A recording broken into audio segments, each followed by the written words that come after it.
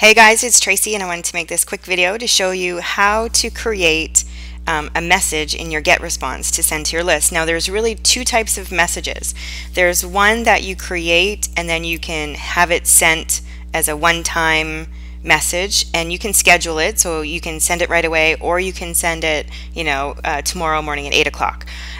So that's called a newsletter, and that's where both of these first two links come in, and that's where you would go to send that type of message. The other type of message is a follow-up message, and this is a series of messages that you create and you kind of put them in this list, and every time a new person subscribes to your website or to your Empower site, or just comes in through any type of advertising you're doing, they're instantly going to get the first message in the list, and then based on the number of days that you indicate, it will send out the second message. So for example, if you have 7 messages sent to go one day after the other, then for the next 7 days they're going to receive one of those messages. If you have 7 messages that you want to send out every 7 days, then it's going to take 7 weeks to send out that message. So this video I'm going to use the follow-up sequence, or the follow-up messages, because I'm in the process of creating mine right now. And I'm just going to do a test one for you. So you see here that I have 3 already set up.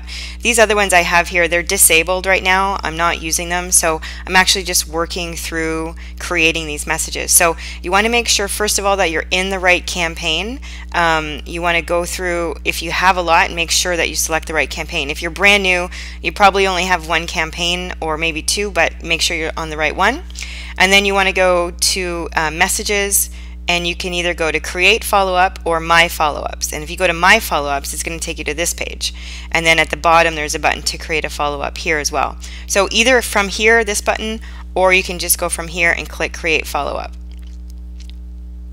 So on the next screen you're going to pick one of 2 options, either the new email creator, which is this this new way they have to create a message, or this old HTML source one, which you definitely don't want to do unless you're all technical.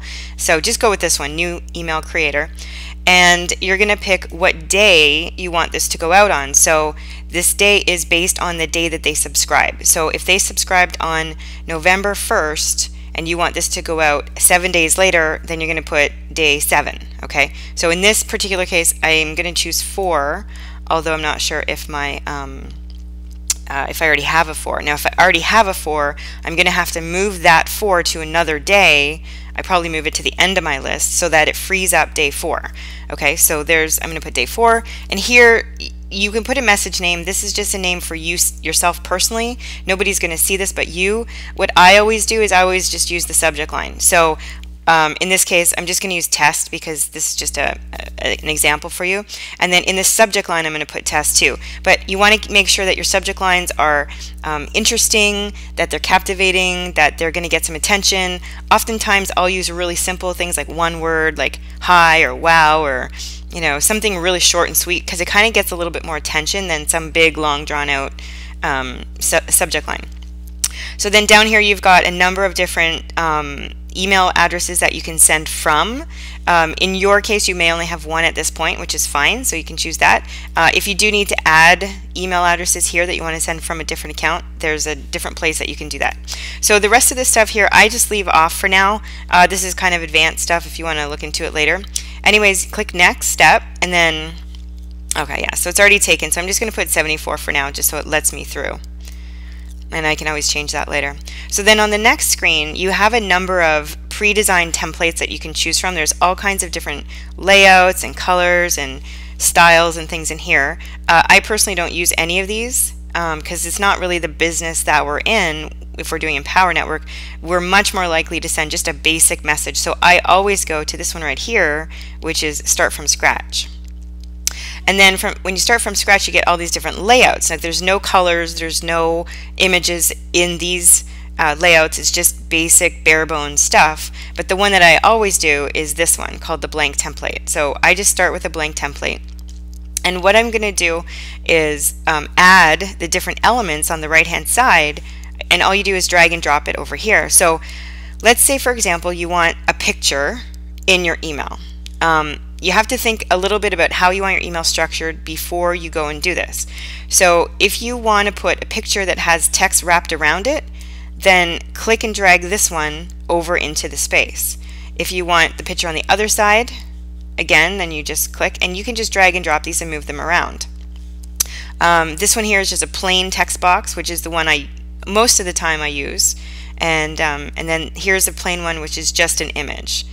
Okay, so those are the 4 basic ones that you're going to use. Now when you hold your mouse over top of these, you have some buttons here you can do. The plus sign just adds another one down below, or to the side, so I can double it up like that or triple it up. This is obviously the delete button. This here is an add button, which I don't even know, I don't use that, so don't use that. And then if you want to, I'm just going to delete these so you can kind of see. One thing that I've done is I tend to use this one here the most, because I like it, because the fact that I can add an image. So what I do is I go in here and I just start typing my message, whatever you want to say. It's just like a word processor, so if you want to make it bigger, you can literally just go like this. You can make it bold, italics, you can do all your formatting here. To add an image, you just click on this.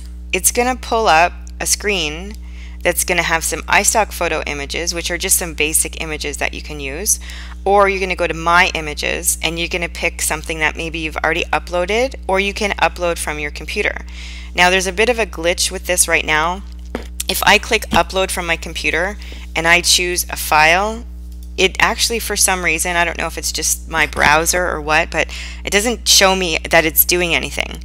So what I always do is I just click close, and then I go back and I click on choose image again, and I go back in, and when I go back in, it's there. So, and then I just click use image, and it will put the image inside that square. So once you have the image in the square, you can make it bigger by just clicking on the image, and you'll get this little box popping up, and when you just drag this, it makes the picture bigger.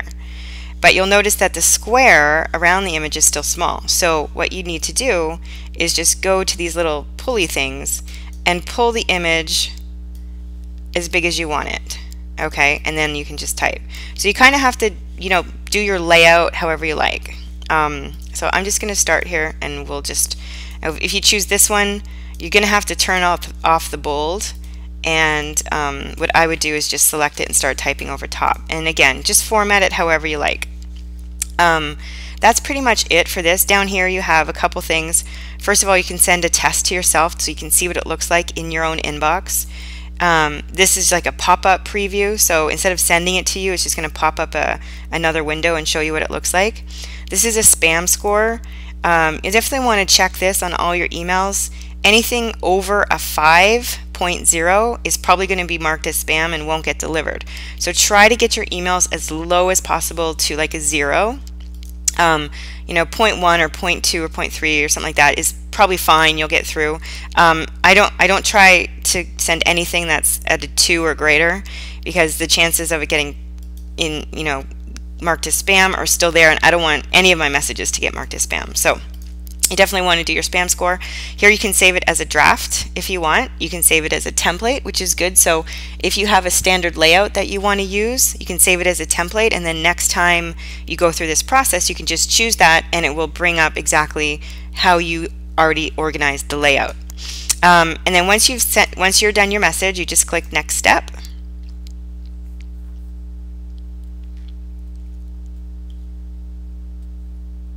And then it puts it into the list. Now I'll just go down here to the end because I chose 74. But there you'll see it's in my list and it says test. I'm actually just going to delete it because I don't want anyone to receive that email. So that's how you create it. Nobody's going to get the message right away, but any new subscribers from this point forward will get the message on the schedule or on the day that you indicate based on the day that they subscribe. So that's pretty much it for how to send a message. If you want to send a one-time message, it's pretty much the exact same thing. It's just that it doesn't go in a list. It's recorded so you can refer to it later, but it's pretty much the exact same process. So I hope that helps. Let me know if you have any questions.